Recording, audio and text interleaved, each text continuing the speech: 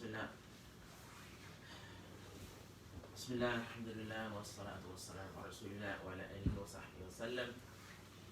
So today, inshallah, our little Friday reflection thing that we do together.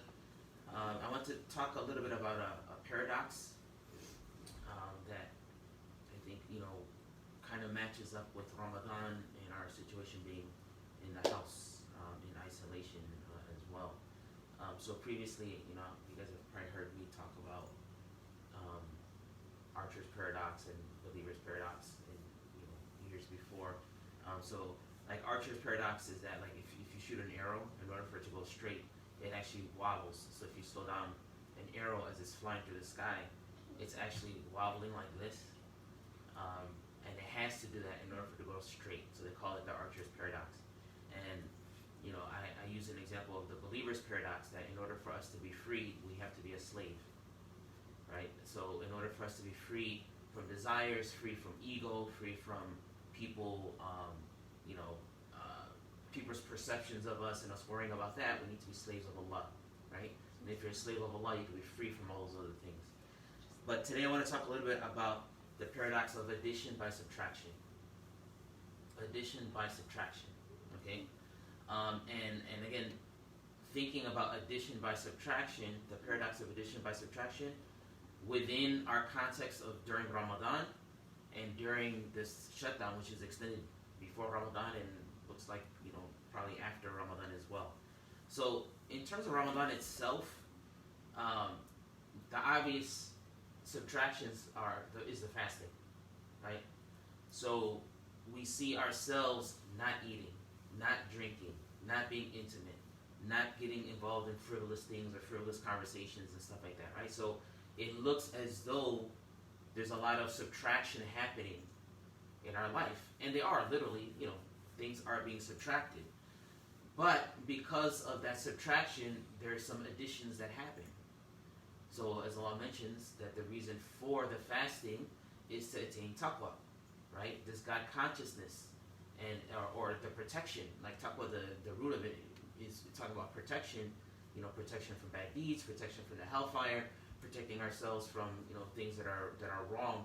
So having consciousness of Allah, having that fear of Allah being present around us at all times, then it allows us a protection against all those things, right? So the fasting is a means by which we achieve that consciousness, right? So taking away that subtraction allows us to gain those additions. Ramadan also, the fasting of Ramadan also allows us to appreciate things, right?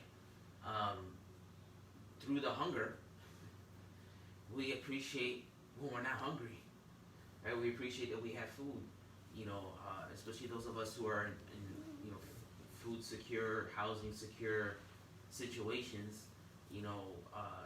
It should allow us to gain some appreciation for the things that we have, and that we can look forward to breaking our fast when a lot of people don't know if they'll be able to break their fast because they're not necessarily even fasting voluntarily. That's just their life, right?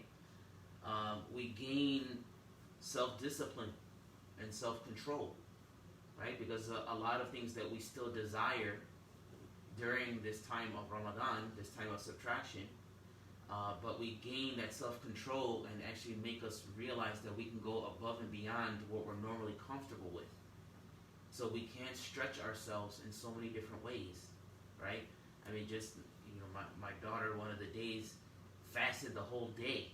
It wasn't even her intent, and she never thought she'd be able to do it. But, mashallah, she was able to extend her comfort level and was able to gain that self-discipline to be able to fast. Even though we're telling her, like we tried to tell her, no, okay, eat some lunch. No, I want to keep trying. And then, later in the day, we actually warmed something up for her, and she was able to push it back and do that for that day. So, again, gaining the ability to self-control, to self-manage, to actually expand our own expectations of our own selves during this time of Ramadan is one of those additions that we get during this time of subtraction. Also in Ramadan, obviously we're encouraged to give sadaqah, Many people even wait for their zakat to be given during Ramadan because you get extra good deeds.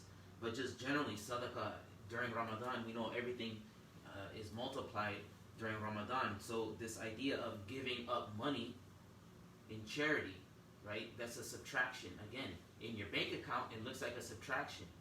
But when we think of the gains, right?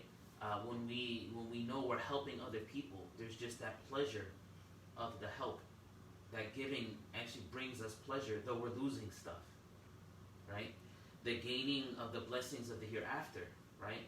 That again, knowing that if we do it with the right intention and we're giving to, in the proper way, that our deeds will be multiplied, so that $1 becomes 10 good deeds or beyond that, whatever Allah wants to give us. And then even in this life, that Allah says that when you give, you never lose. And that He used the imagery or the metaphor of the ears of corn and the multiplication that comes from it, not just in the hereafter, but many times, it could be that even in this life that Allah multiplies. And it may not be just, in terms of getting money back, but He could multiply your level of iman. He could multiply, the good deeds that you get in other ways, avoiding bad things. He may take bad things away. He may give you rewards in other ways, besides replacing the actual resource at some point or another. So again, in Ramadan itself, this idea of subtraction, but getting additions during this time of subtraction, is a paradox that we can look forward to. And then thinking of just being in the lockdown in and of itself, yes, we are stuck in the house, right?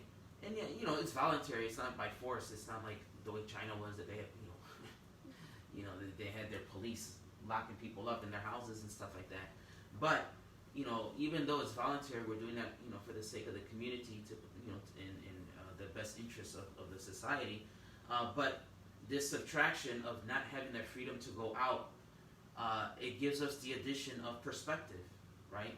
That during this time, we're desiring to do other things that we're not able to do right now. And if we really reflect, we get to see what we value, right? So what is it that we're desiring so badly now that we're in isolation, right? And that helps us to get a feel for what it is that's important to us. What is it that we prioritize? That's a certain perspective that maybe as you're just going through the rigmarole of every day, the grit and the grind all the time, we don't have that opportunity to really think about what's important to us. And then once we realize what we value, to know whether or not those things are really important. Do we need to reprioritize? Do we need to, really re-reflect on things? So it allows us that reflection and that introspection to kind of dig deeper and really think about what's important and what should be important. For the most part, we're gaining time.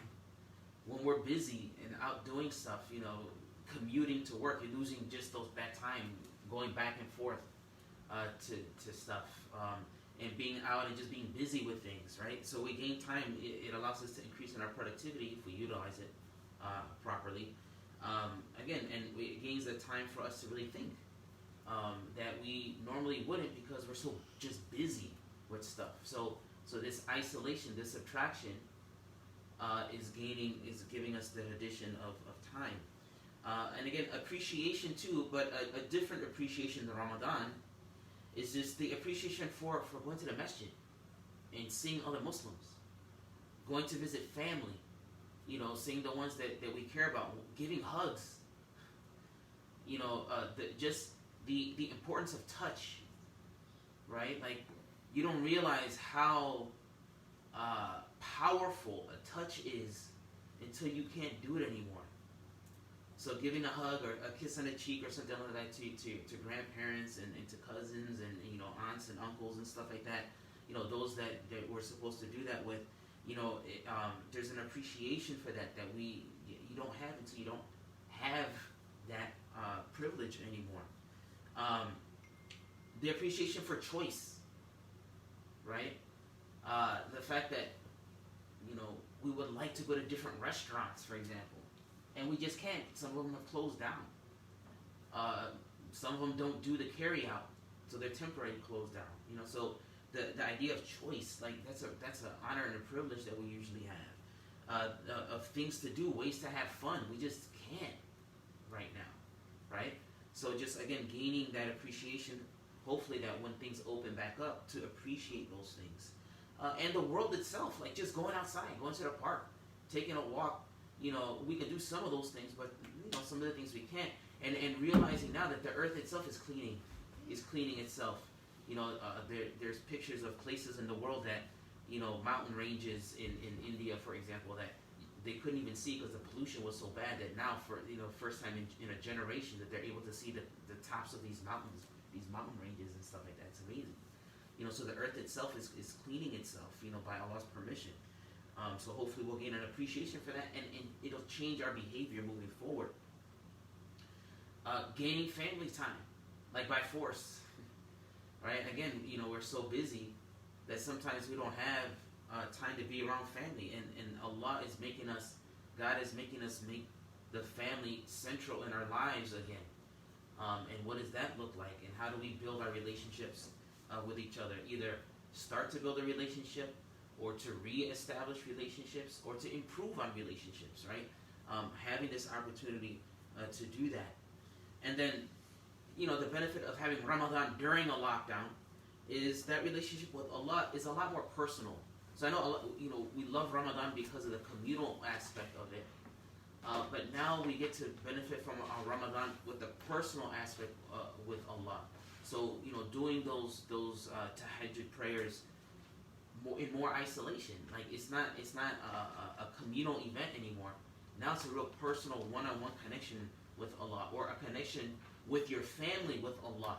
Because sometimes at the masjid, the kids go to a different section of the masjid, and the other ones, because there's so many people, you may not be praying next to each other, and now you actually get to do your prayers together as a family, in your homes, trying to connect with Allah. So you have this intimacy with the family, intimacy with Allah, that's very different from what you would get being at the masjid. And it's not that we don't want to be at the masjid, but it's just another way to appreciate, a new way to benefit from this time during Ramadan.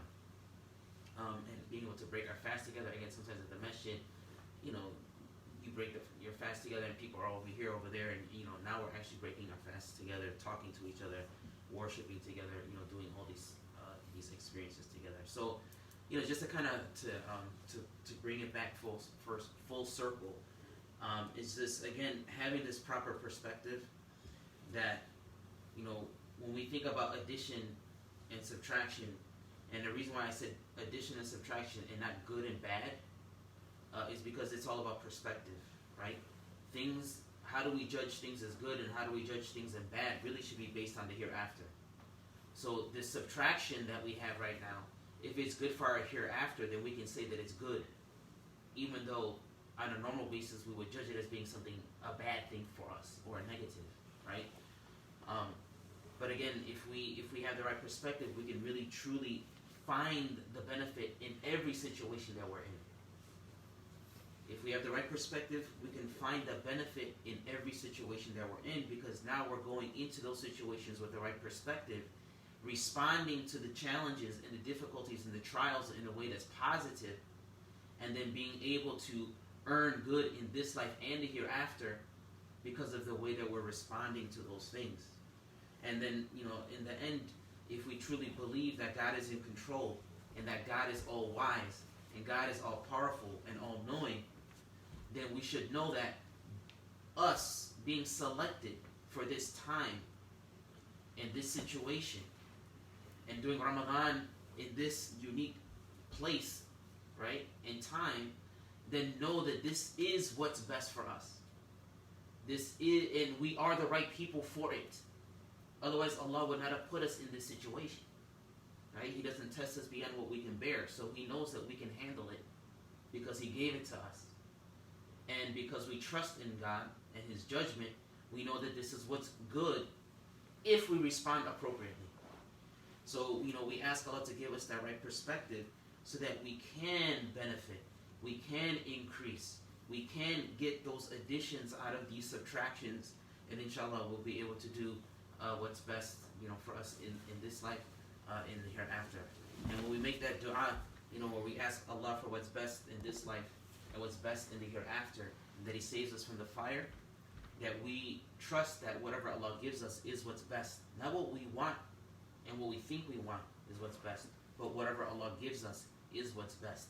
He's answering our prayer, maybe not the way that we want Him to, but He is answering it. So then we take that challenge and we make the best out of it.